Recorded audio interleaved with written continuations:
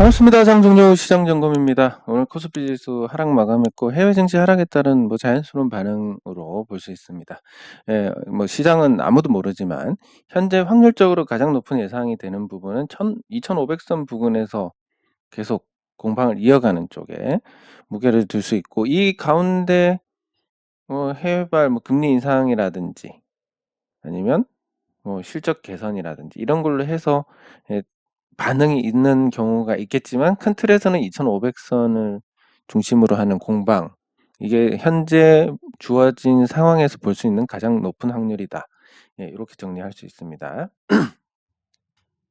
네, 그리고 거래 대금이 줄고 있고, 여기에 따른 이제 중소형주의 이상 현상도, 이상 과열도 어느 정도 식을 것으로 예상이 되는데, 그러면 이 이상 과열이 식는 과정에서 어떤 일을 예상을 할 수 있는지, 이걸 보도록 하겠습니다. 단기적으로 이제 단기적으로 요 저점끼리 연결을 했을 때 아직까지 추세가 죽은 건 아닙니다. 정확하게 이어지고 있고, 요 추세를 깨려면 말씀드렸듯이 시장이 죽어야 되는데, 시장이 죽어야만 그 에코프로비엠이라든지 이런 이상 급등을 한 종목들이 종말을 구하게 됩니다. 근데 이제 이게 올해 초부터 시작됐던 흐름이고, 어떻게 보면 자연스러운 부분이기도 합니다. 돈이 갈 데가 없습니다.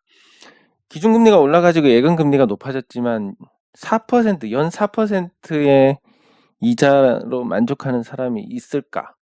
아마 거의 없을 겁니다. 그리고 부동산은 한참 동안 고통을 받을 것 같고, 채권은 애초부터 별 관심이 없었고, 그러면 이제 남은 게 주식인데, 코인도 멸망이고, 주식밖에 없고, 코로나19 때 유동성이 풀렸기 때문에 이런 이상 과열이 있는 건 어떻게 보면 지나고 나서의 얘기지만 그럴 수 있겠다. 그러면 시장이 무너지는 게 여기서 반등을 하고 한참 더 가서 무너지느냐, 아니면 지금 당장 무너지느냐인데, 요거에 대해서는 이제 에코프로비엠을 참고로 하면 될 것 같습니다. 제가 최근에 그 잡담이 너무 많아가지고, 그래서 오늘은 짧고 알차게 하도록 하겠습니다. 현재 이제 에코프로비엠 지금 흐름을 보면 아직까지도 견조한 상태입니다. 이게 시각적으로 안 좋으니까 지표를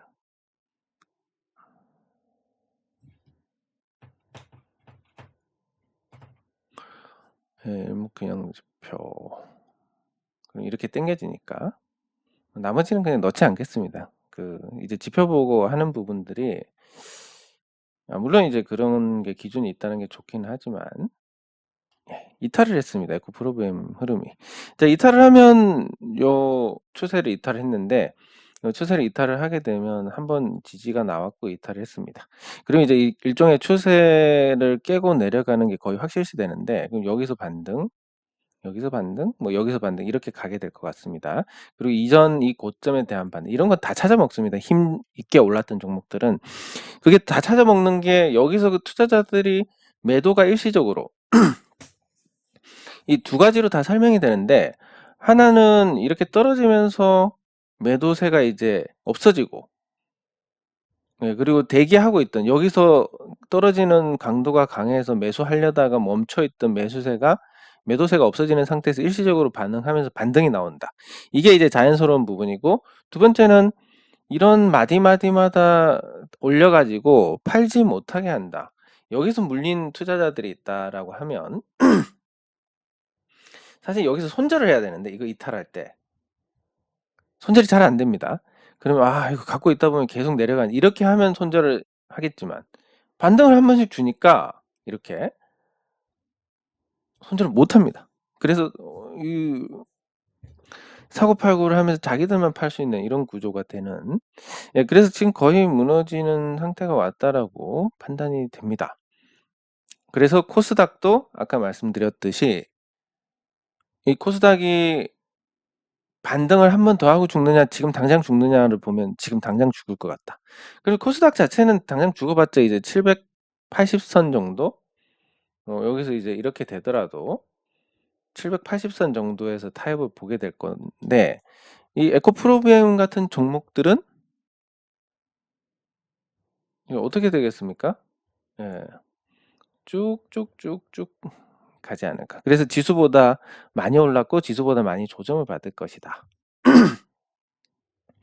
예, 이렇게 정의할 수 있고, 코스닥이 이제 지수가 꺾이면 남은 종목들은 한창 더 이제 중소형주입니다.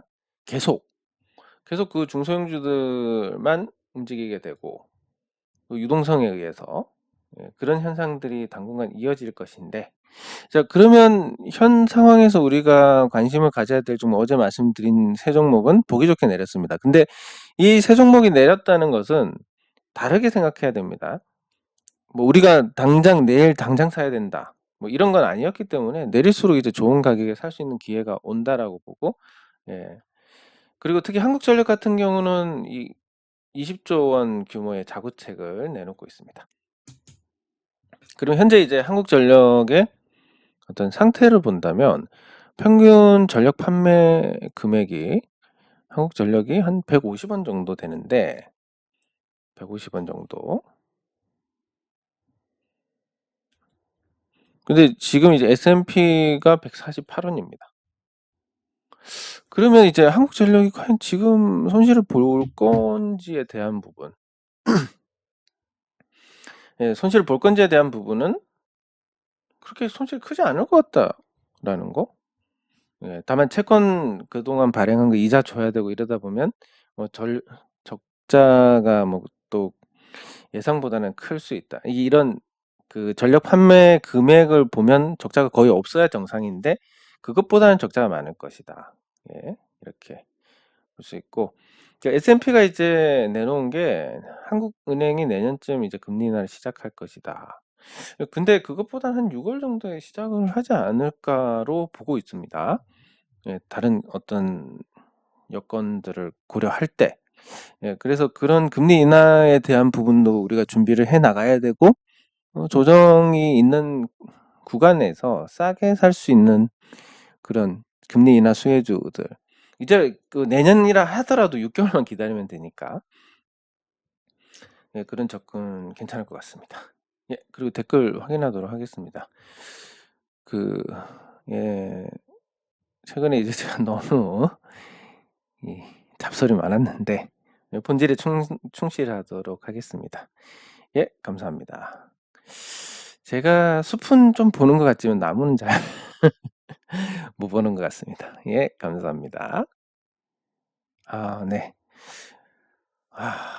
그러니까 건강에 대해서 연세가 드신 분들이 건강을 그렇게 강조를 하시는데, 예, 그걸 간접적으로나마 알 것 같습니다. 예, 정말 중요한 거고, 사실 간단하게 생각해서 배탈만 나도 그냥 먹는 거 꼴도 보기 싫고 그냥 하루 종일 소화 안 돼가지고 컨디션 나쁘고, 뭐 이것만 생각해도, 예, 이것만 생각해도 힘든데 그거보다 훨씬 더 아프면 얼마나 힘이 들까. 예, 감사합니다. 예, 감사합니다. 이거에 대해서 제가 또 말씀드리고 싶은 게 있는데, 제가 거창하게 얘기는 하지만 사실 뭐 또 아닐 수도 있습니다. 제가 어떤 경험이 있냐면, 그 서울랜드에 23년 전입니다. 그러니까 2020년에, 아니 이제 2000년에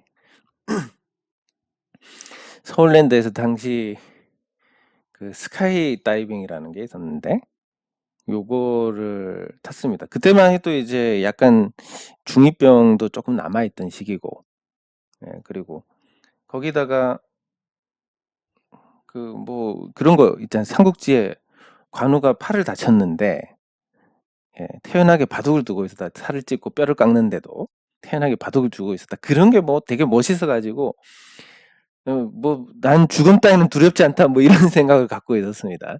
예. 그러나 스카이 스카이 다이빙 위에 올라가니까 뭐 그런 거 저런 게 아니라 이 공포가 뭔지를 죽는 게 두렵지 않고 그런 거는 전혀 상관이 없는 사람이구나 나는. 예, 마찬가지로 제가 혼자 먹으면 재미없고 같이 먹어야 재밌다. 이것도 먹을 수 있을 때 얘기지. 뭐 또 어떻게 될지 모릅니다. 제 말과 실제로 그 상황이 닥쳤을 때, 뭐 과거보다는 이제 경험이 많이 쌓였으니까 그런 차이가 과거만큼 크지는 않겠지만 말과 또 행동이 다를 수 있기 때문에 그 제 말만 갖고 또 이렇게 판단을 좋게 판단하시면 저야 기분 좋지만 예, 또 그 투자하실 때 잘못된 판단을 하실 수 있기 때문에 좀 비판적으로 보시는 게 필요하지 않을까 싶습니다. 네, 감사합니다. 예, 감사합니다. 감사합니다. 네, 감사합니다. 일단 지금 유럽 쪽의 에너지 문제가 예. 우리가 이런 얘기 뭐 로또 복권 당첨되면 뭐 하지랑 비슷한 거긴 하지만 예. 근데 저는 이제 이거를 말씀드리고 싶은 게 우리가 투자를 할 때 많은 돈이 들어간다. 예, 이러면 뭔가 잘못됐을 때 충격을 받을 수 있는 부분이 큽니다. 다만 투자할 때 적은 돈이 들어간다. 뭐 로또처럼. 그래서 당첨돼도 좋고 안 돼도 뭐 그냥 그 돈 없어도 사니까. 뭐 그런 것처럼 이런 효율적인 투자를 하는 기회가 된다면 이건 뭐 사기일 수는 없는 겁니다. 돈이 적은데 뭐. 예. 그래서 이런 걸 제가 준비를 하고 있으니까 요게 우리가 뭐 '로또 당첨되면 뭐 하지?' 라는 것과 같은 아주 확률 낮은 거긴 하지만 예, 그래도 우리한테 현실이 될 수 있을 것 같다라는 생각을 해 봅니다. 네, 감사합니다. 예, 감사합니다. 감사합니다. 예. 그 일단 댓글 확인을 했고 오늘 이제 우리가 관심 있게 봐야 될 부분, 앞으로 시장에 대해서 어떻게 해야 될 것이냐에 대한 부분은 딱 두 가지입니다. 금리 인하 수혜주하고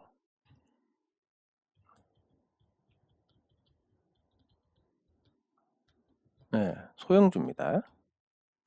이 금리 인하 수혜주하고 소형주가 왜 관심을 계속 유지를 해야 되냐면 이건 이제 앞으로 확정적인 사실. 그 유태인들이 부자가 되는 이유 중에 하나가 사람은 반드시 죽기 때문에 생명보험을 꼭 든다. 예. 반드시 죽으니까 이건 뭐 무조건이니까. 예, 마찬가지로 이제 금리 인하를 할 수밖에 없는 상황이다. 실질적으로 한국의 경제 상태에서 적정한 금리는 기준금리가 3.5%가 아니라 제가 봤을 때 한계가 1.5%입니다. 이거 넘어가면 문제가 굉장히 심각해지는데 이미 3.5%로 가 있고 이게 한참 유지가 되고 있습니다.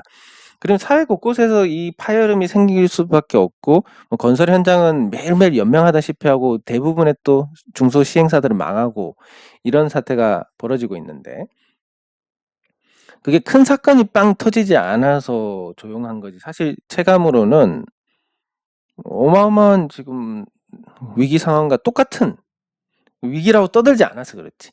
IMF 때 뭐 위기다라고 뭐 문제가 전체적으로 다 일어나니까 그런 거고 2008년 금융위기도 그렇고 지금도 그렇지만 지금 뭔가 화끈하게 위기다라고 할 수 있는 게 없으니까 그렇지. 실제로 뭐 국민연금이 적자가 난다든지 이런 뭐 기업들의 실적이 엉망이 된다든지 금융 비용이 높아진다든지 이런 문제들이 계속 생기게 됩니다. 예, 그래서 지금 위기 상황이랑 똑같은 거고 주식 투자라고 하면 지금의 위기 상황에서 사야 되는데 앞으로 확실한 거 뭘 사도 괜찮겠지만 나쁠 때 금리 인하만큼은 확실히 나올 거니까 이거를 뭐 유태인들이 생명보험에 들듯이 금리 인하 수혜주를 사야 된다라는 거. 그리고 소형주는 계속 예전부터 말씀드렸듯이 시가총액 뭐 1,000억짜리 회사라 하더라도 최대 주주 지분이 20%다. 그러면 200억입니다. 200억 정도 자산을 가진 분들은 생각보다 많습니다.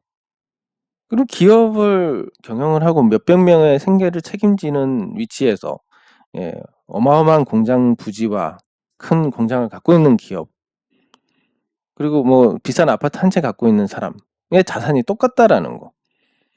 이게 비정상이니까 결국은 소형주들도 제 가치를 찾을 것이다. 그게 어떤 예가 있냐면 예, 과거에 이제 IMF 때 보면 고라연 같은 회사들 IMF 때 보면 뭐 한 400억 영업이익 나오고 그랬습니다. 그럼 지금으로 치면 잘해야 뭐 한 3,4천억 정도 가치를 쳐주는데 지금 이제 10조짜리 10조가 맞나? 예, 10조짜리 회사가 돼 있습니다. 400억 벌던 회사가.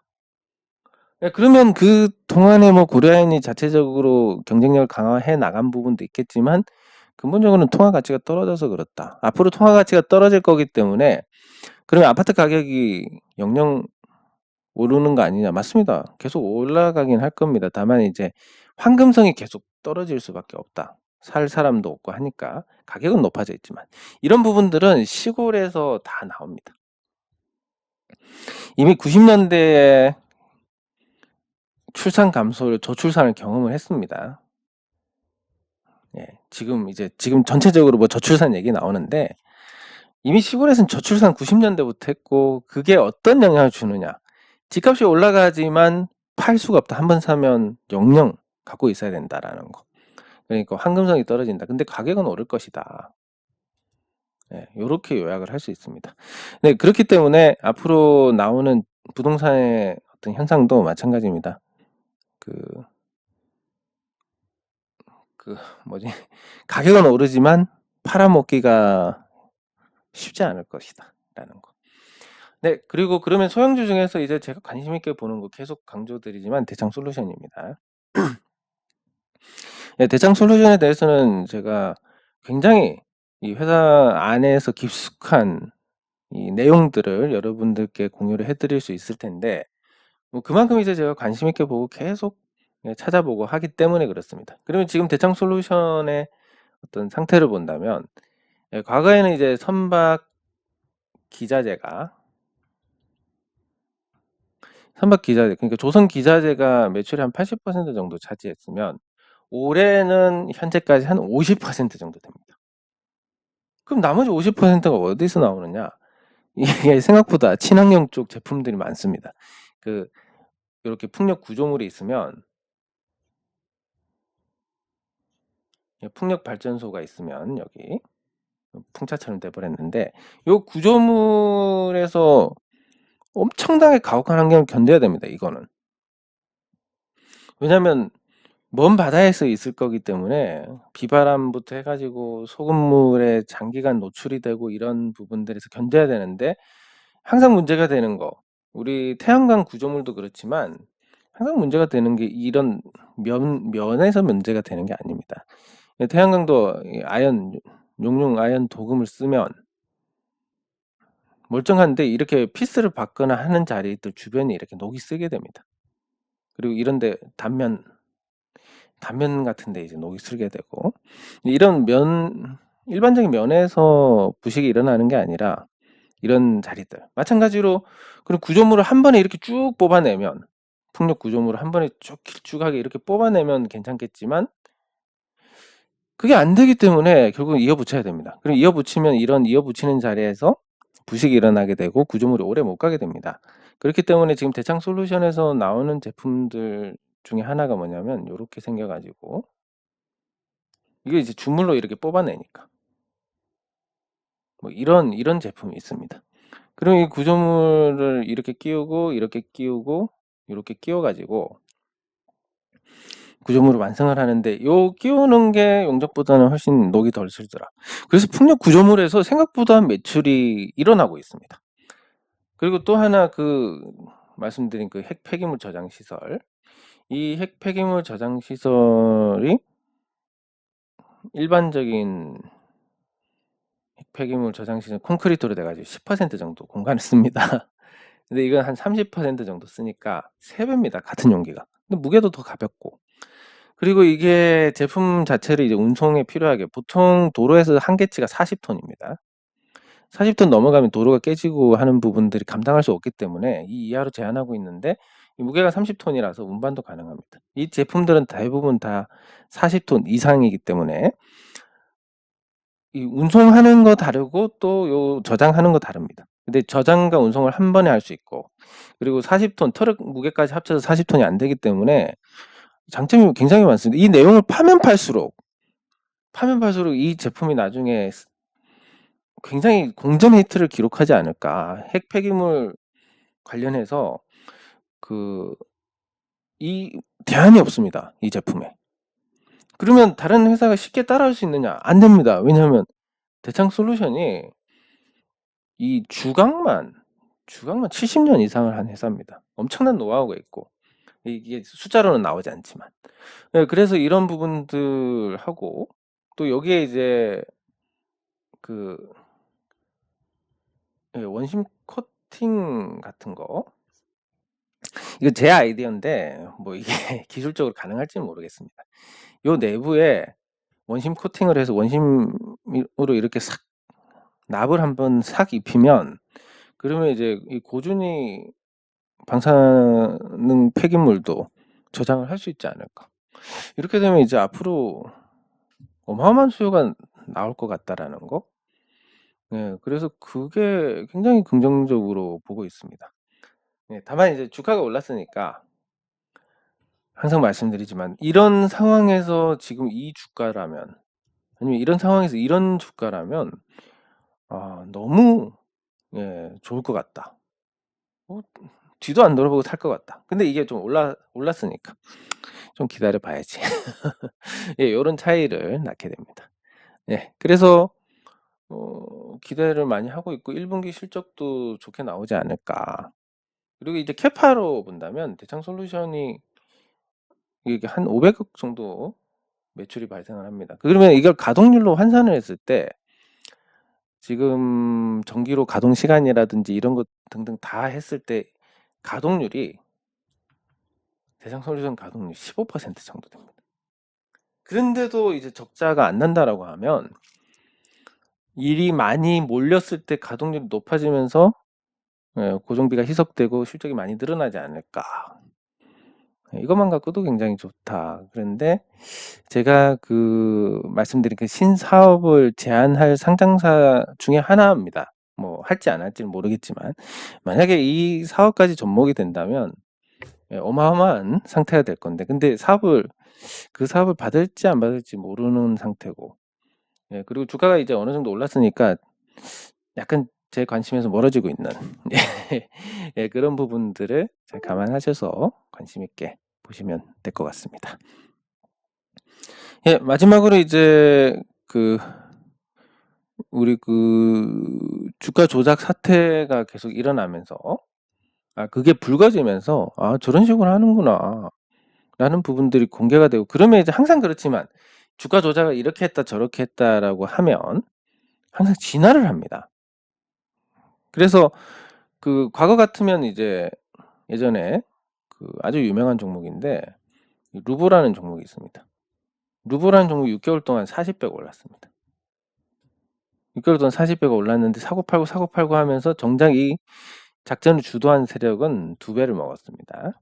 이게 1세대 주가 조작이고 뭐 2세대 같은 경우는 이제 간헐적으로 이렇게 한다든지 아니면 뭐 말도 안 되게 주가를 올린 다음에 거래량을 터뜨려서 팔아 넘긴다든지 등등의 또 방식들이 있는데 지금과 같은 방식은 이제 단기간에 급등하는 종목들은 잡히더라 하니까 장기간에 이렇게 천천히 올렸습니다. 자, 그러면 이제 앞으로는 어떻게 진화를 할 것이냐 이거를 마지막으로 다루고 마칠 텐데 장기간에 천천히 올라도 자중 질환을 일으켜서 내리니까 문제가 되더라. 즉 주가가 내리니까 문제가 되네. 그러면 이 주가가 안 내리도록 급락을 하지 않도록 하려면 급락을 해서 누군가 피해를 보게 되고 그렇게 되면 이제 금감원도 나설 수밖에 없으니까. 그럼 앞으로 어떻게 진화가 될 것이냐라고 보면 천천히 올라가고 많이 안 올라갈 것 같다. 그리고 또 천천히 팔아 나갈 것이다.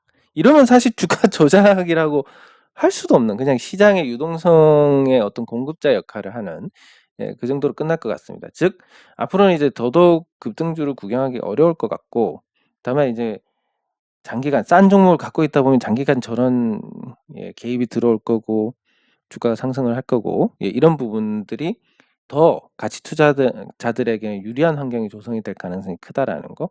요런 거에 입각해서 항상 말씀드리지만 싼 종목을 사시는 게 좋다. 대창솔루션에 대해서 굉장히 좋게 보고 있지만 200원대 평가와 300원대 평가는 또 다릅니다. 그럼 만약에 400원대가 된다. 아무리 좋아도 안 보게 됩니다. 이렇게 되면. 그런 부분들 항상 가격 우리가 물건 살 때처럼 트렌드는 못 쫓아가겠지만 적어도 우리가 물건 살 때처럼 이거저거 다 따져서 싼지 비싼지를 보고 싼 걸 산다라고 하면 적어도 끔찍한 일을 겪는 일은 없을 겁니다. 네, 장 종료 시장 점검은 여기서 마치도록 하겠습니다. 수고하셨습니다.